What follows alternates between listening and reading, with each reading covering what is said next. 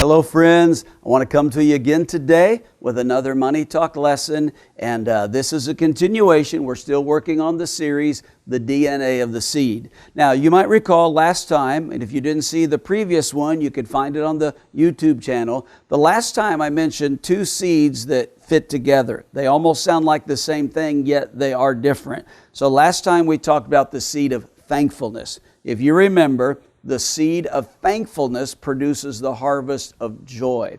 So today sounds very similar, but I want to talk about gratitude, thankfulness and gratitude. I think they're a little bit different. Thankfulness is an attitude. You have an attitude of thanksgiving in your heart, but gratitude is an action. That's when you put the attitude into an active work in your life. So thankfulness is the seed for joy. Here it is. Gratitude is the seed for more. When you are thankful for what you already have and you express gratitude, God brings more into your life. Obviously, why would God give more into our lives if we're not grateful for what we already have? The same verse applies, 1 Thessalonians 5:18, give thanks in all circumstances, for this is God's will for you in Christ Jesus. To illustrate this seed, I just want to tell you a story. Now, this is a little different than what we normally do, but this is a true story. A friend of mine, he's a pastor. He was also in charge of distributing the charitable contributions from a business that he worked in. He was with a major corporation. And so every year, like around Christmas, he would go around to different charitable organizations and he would take gifts that his employees had pooled together throughout the year, and he would write checks and he would give them to these charitable organizations. So one year, he went to an orphanage. He went to a Catholic orphanage, and he went in and he met the Reverend Mother, and he went into her office and he sat down and said, on behalf of our organization, we're so excited today to give you this check that represents the contributions of our employees for the last year. And he gave the check to her orphanage. She got so excited. She was so thankful.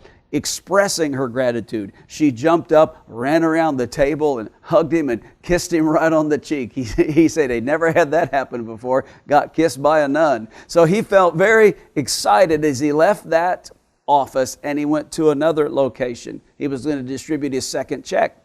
And as he walked in, introduced himself, met with the person in charge, they sat down and he put the check on the table and slid it across and said, this is our contribution this year for your charitable organization on behalf of our employees. And the individual looked at the check and kind of had a funny look on their face and said something like, well, that's the same as it was last year.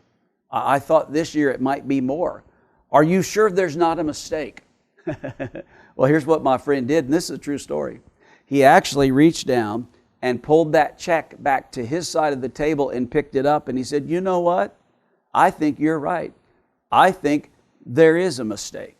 And he took that check and left the office. Now, you know what he did? He took that check and he gave it to the Reverend Mother at the orphanage where he'd given the first check. There was a mistake. The mistake was that second check was made out to the wrong person. It was made out to one that did not express an attitude of gratitude. I think that illustrates this seed so powerfully. Gratitude is the seed for more. When we express thanksgiving and gratitude for what we have, it opens the windows of heaven. God says, see if I will not pour forth so much blessing that you will not have room enough to contain it. I trust that you're grasping these truths each week, but the primary thing is the most important. The harvest always is in compatibility. It's of the same nature and DNA as the seed. We can't sow one thing and expect another. We can't grumble and complain and sow seeds of doubt and fear and unbelief and expect to receive a harvest of faith.